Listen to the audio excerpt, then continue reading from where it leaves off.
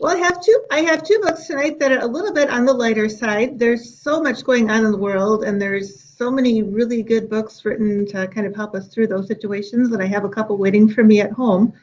And what I've really mostly wanted to read lately is just good stories that you can kind of escape into and forget about all of that for a while. So I have two books to talk about tonight that will maybe help everybody do that. The first one is Hello Sunshine by Laura Dave. And it's a story of a young woman named Sunshine Mackenzie. She is a hugely popular YouTube star who has her own cooking show as well, and also a line of cookbooks. So it's a little bit of a takeoff on some of those cooking shows.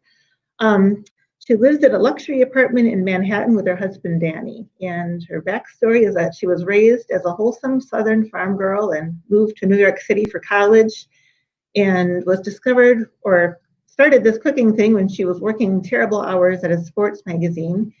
And just for a break, she and her husband one day went to a farmer's market and came home and decided to make an old family recipe for tomato pie.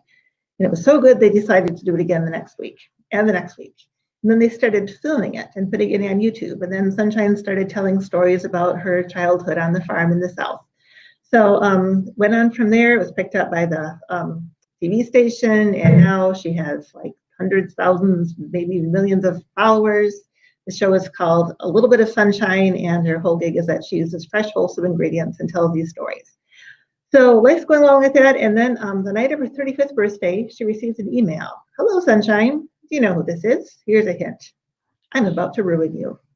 This person hacks her Twitter account and starts revealing all sorts of things about her with a plan to take her down.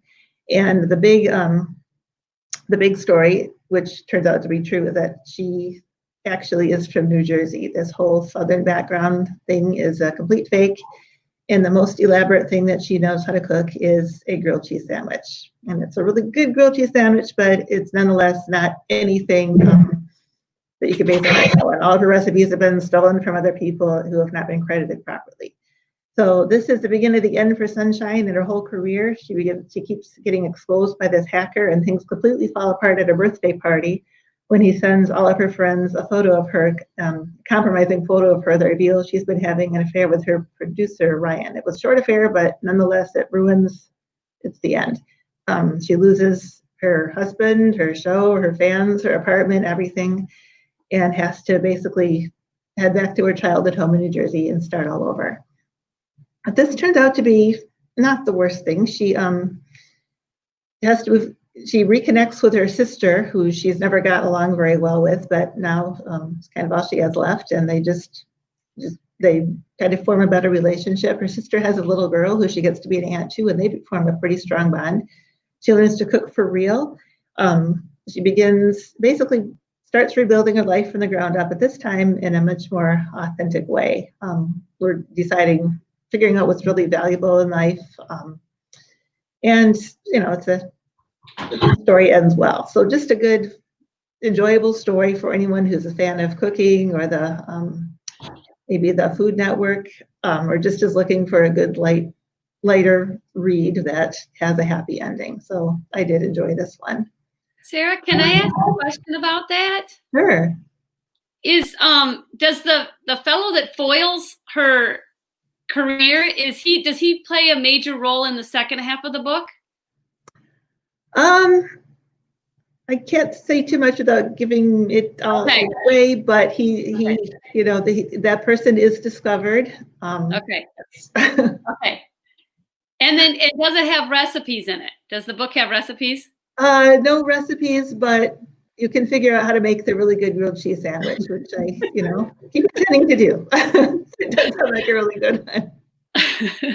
It sounds totally delightful and great summer read. Yeah, it was a good beach one. Hello Sunshine by Laura Dave. And so, Sarah, I did do a search on that, and it looks like if you go into Overdrive through our ebooks link, that it is available. Aside from print, it's also available in ebook and e-audio format through our ebooks link on kdl.org. Okay, great, super. Okay, so anybody who's watching right now could check that out immediately. So the second book, a little bit different, and Last Bus to Wisdom by Ivan Doig. Let me straighten this up. It's backwards in this screen. Ivan Doig was a modern writer of stories with a kind of a Western theme, and I really enjoyed this one. I feel like a lot of the stories I've really liked lately have been kind of this Western theme. Not sure how that's happened, but here's another one.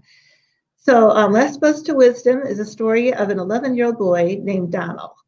And he's living with his grandmother on a ranch in Montana where she's the cook, and it's kind of around the mid-50s. And as the story begins, she has just learned that she's going to need to have surgery with a very long recovery time, pretty much the entire summer. So she sends him off by Greyhound bus to his only living relative, his uncle and his aunt, basically his grandmother's sister, and then her husband, who will be taking care of him in Manitowoc, Wisconsin for the summer. So he's carrying two prized possessions with him on this journey. The first is an arrowhead that he found on the ranch that was almost immediately confiscated by the owner, who has a rule that anything interesting that turns up in the ranch needs to be turned into him. So Donald's always thought this to be very unfair. He's the one that found it. So before he leaves the ranch, he manages to steal it back and take it with him. And this is always kind of hanging over his head as something that could get him in trouble. The second thing is his autograph book. The autograph books are all the rage with his classmates right at that time. So he has one, and everyone he's meeting along the journey, he asks to sign this autograph book. So he ends with quite a collection of signatures. So the first part of the book is taken up with this Greyhound bus journey and all the people he meets along the way. It's kind of episodic that way. And it's just a whole collection of wonderful characters. Nuns, a couple of con artists, soldiers heading back to Korea, a beautiful waitress, and a young Jack Kerouac, of all things, who also signs his autograph book, which, he has no idea that it's Jack Kerouac, and maybe it's not even really Jack Kerouac yet, but he figures it's a book. And the last people he meets are a troop of boys who are heading off to summer camp. And of all the people he's met, these boys cause him the most trouble of anybody. But just in the nick of time, they get to the bus station, and he's met by his Aunt Kate and her husband Herman. They take him home, and he starts settling in. And he learns pretty quickly why his grandmother never got along with her sister Kate. It's because she's not a nice person. She's mean and stingy. She gives him the worst room in the house and is begrudging with the food. Things really get bad when it is discovered that she has thrown away the shirt that he wore on this journey, which had his money pinned inside it. It was the money that was supposed to to be used for his care over the summer, and also some fun things for him. So he blames her for throwing away the shirt. She blames him for not telling that there was money in it, and things just aren't going very well between the two of them. But she does need a canasta partner, so she teaches him how to play. You can contrast this with his relationship with his Uncle Herman, because Uncle Herman is a pretty good guy. He's an immigrant from Germany, a former sailor. He and Donald start to form this pretty close bond. Although Donald can pick up that his relationship with Kate is not really all that great either. Things are kind of strained and strange between his uncle and aunt. So things really come to a head after Kate takes Donald to one of her canasta games as her partner. And the two of them win the game, but then Kate refuses to split the winnings with him, which of course just infuriates him, but he's kind of helpless to do anything about it. And she decides that being responsible for a kid is just too much for her, and she's going to send him back to Montana, which, since his grandmother is still not able to take care of him, means he's going to become a ward of the state. So he's kind of sitting in this Greyhound station, very forlorn, just dreading what's ahead for him.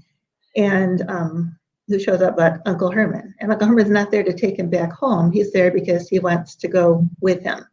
Uncle Herman's always been, as a German immigrant, has always been fascinated with the West, and he wants to go along. So he's left a note for Kate saying that he's going back to Germany, which is obviously not true. He's cashed in his disability, and he's got all the money, or half the money. He did leave some for Kate. And he's ready to go off on this Western adventure with Donald. So the rest of the story is them traveling back west together. And it's not long before Donald figures out Herman isn't just running away from Aunt Kate. He's running away from quite a lot more than that. So just the journey back.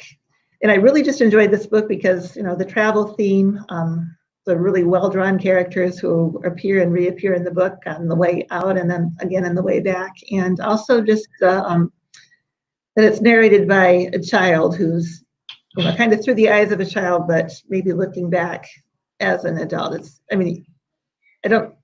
little bit like To Kill a Mockingbird maybe, or Ordinary Grace, or one of those books, just with a young narrator who's seeing it all from his perspective. So again, it's Last Bus to Wisdom by Ivan Doig, and it's available, certainly in print, and I believe through Overdrive. And Hoopla, did you say it was Hoopla as well, Nanette? No, I didn't check Hoopla. I believe it's just Overdrive as an ebook. All right, so that sounds delightful for people really who like character stories. It's one of the ones I would like to reread if I ever have time. So yeah. Did the author go into detail with setting too? It was a description. I don't recall so much. I mean, here and there, but it was more just the characters and the way they talk to each other. Some of the dialects, and it's just the things that happen in the book. It sounds delightful. Yeah, it was a good story. So wonderful. So it just so happens, Sarah, that the Summer Wonder Wednesday for this week happens to have a cooking theme. All right, then. We have the grandma's cook, and yes. I must have known you were going to talk about Hello Sunshine, because tomorrow night from 6:30 to 7:30, if you go to kdl.org and click on the event for Summer Wonder Wednesdays in the kitchen, guess what? You are going to whip up a tasty treat. They're going to show everybody how to whip up a tasty treat. So I know there's a lot of cooks out there. So join us tomorrow from 6:30. Well, not us, but join KDL tomorrow from 6:30 to 7:30, and you can read Hello Sunshine in the morning and then go on a cooking adventure in the afternoon. All right. Thanks, Nanette. Thanks so much, Sarah. We'll see you later. We hope you'll join us next Tuesday night, right? Tuesday? Yeah, Tuesday. At 6:30 when we talk about 2 more picks. Thank you for joining us, everybody. Thank you, Sarah, for that awesome recommendation. We'll see you later. Bye-bye. Bye.